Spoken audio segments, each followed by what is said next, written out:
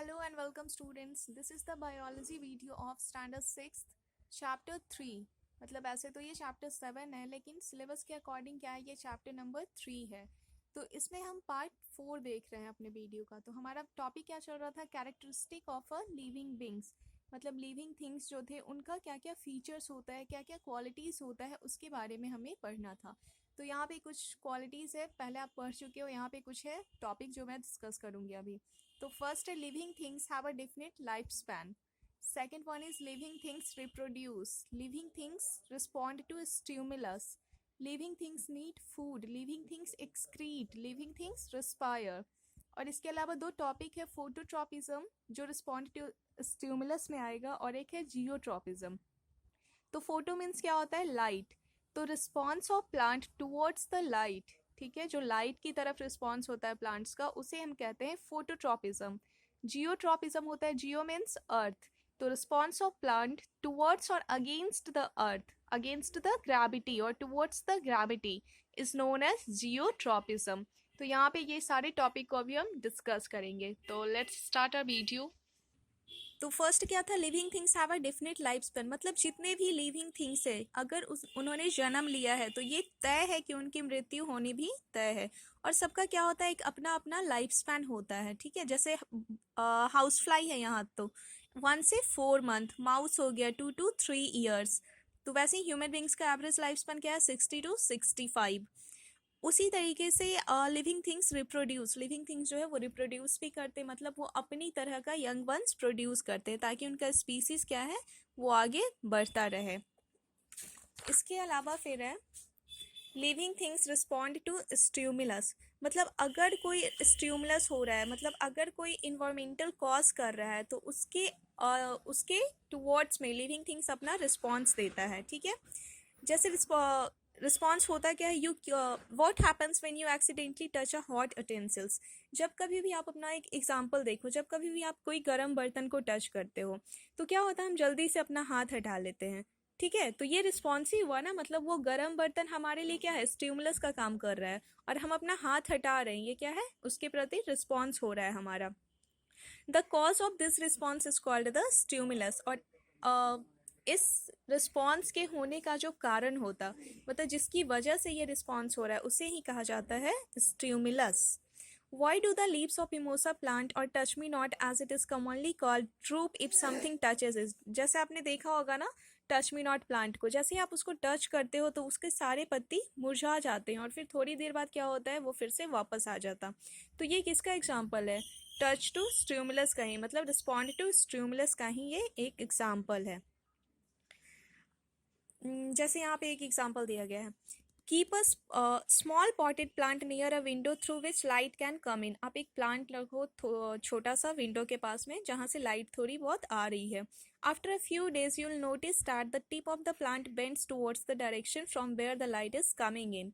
तो थोड़े टाइम बाद हम ऐसा नोटिस करेंगे ना, जो प्लांट का जो टिप है, मतलब जो टॉप पार्ट है, वो उस तरफ मुड़ गया है जिस तरफ से लाइट आ रही है. तो ये कहलाएगा phototropism, the response of plant towards the light, ठीक है, लाइट की तरफ मुड़ जाना, ये होता है phototropism. On the other hand animals like cockroach and earthworm move away from light. जैसे कुछ एनिमल्स है, कॉकरोच हो गया, अर्थवर्म हो गया, ये लाइट से दूर भागते हैं. अब जो रूट्स है उसका भी टेंडेंसी होता ना कि वो अर्थ के प्रति ग्रो करता है, and stem tends to grow against it. जैसे रूट क्या है, वो नीचे होता है, सॉइल की तरफ होता है, और स्टेम क्या है, वो ऊपर की ओर जाता है. तो ऊपर की ओर जाना ये क्या है, अगेंस्ट द ग्रेविटी. जैसे अर्थ के पास ग्रेविटेशनल फोर्स है, जिसकी वजह से वो सारी चीज़ों को अपनी ओर अट्रैक्ट करके रखता.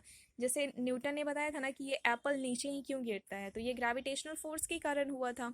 तो अर्थ का जो ग्रेविटी है, वो रूट का जो टेंडेंसी है, वो अर्थ के टुवर्ड्स में है, मतलब उसके प्रति वो नीचे जाएगा. लेकिन जो स्टेम क्या है, वो उसके अगेंस्ट में काम करता है, वो ऊपर की ओर ग्रो करता. तो ये कहला गया क्या, जियोट्रॉपिज्म, ठीक है. इसके अलावा है लिविंग थिंग्स नीड फूड. ये तो सबको पता है, लिविंग थिंग्स को अगर जिंदा रहना तो उसे भोजन चाहिए ही. तो हम तो हेट्रोट्रॉप्स है ना, हम क्या है, हेट्रोट्रॉप्स, मतलब हम अपना खाना खुद से बना नहीं सकते, हम प्लांट्स पे डिपेंड करते हैं अपने खाने के लिए. और प्लांट्स क्या है, ऑटोट्रॉप्स, मतलब the organism who can make their own food, they are called autotrophs. Photosynthesis होता है ना प्लांट्स में, जिसके थ्रू वो अपना खाना बनाते हैं। और एनिमल्स क्या होते हैं, heterotrophs, because they depend on other animals for their food. इसके बाद है फिर लिविंग थिंग्स एक्सक्रीट, जैसे अब फूड की ज़रूरत है तो वही वेस्ट मटेरियल भी बाहर निकलेगा, तो एक्सक्रीशन प्रोसेस भी होता है। There are several process going on inside our body such as digestion, respiration etcetera. Digestion होगा, रेस्पिरेशन होगा, एक्सक्रीशन होगा, सर्कुलेशन होगा, बहुत सा ह्यूमन बॉडी में प्रोसेस चलता रहता है। During the process some waste product are produced, these are removed from our body in the form of urine, sweat and exhaled air, that we breathe out।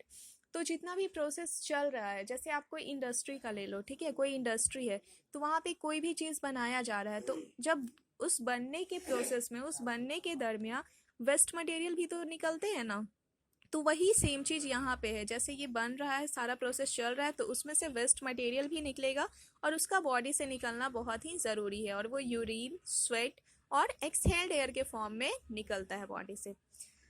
जैसे plants में stomata होते हैं, जिससे क्या होता, कार्बन डाइऑक्साइड,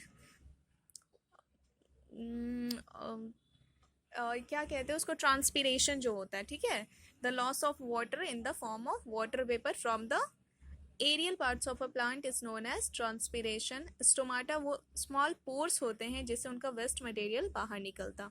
फिर है living things respire, living things respiration भी करते, मतलब सांस लेने का भी प्रोसेस उनमें चलता रहता है। ऑक्सीजन लेना है, कार्बन डाइऑक्साइड एक्सहेल करना, ये सारा प्रोसेस रेस्पिरेशन में ही आता है। उसके बाद हम स्पीसीज पढ़ेंगे अपने नेक्स्ट टॉपिक में। Till then be safe and be happy.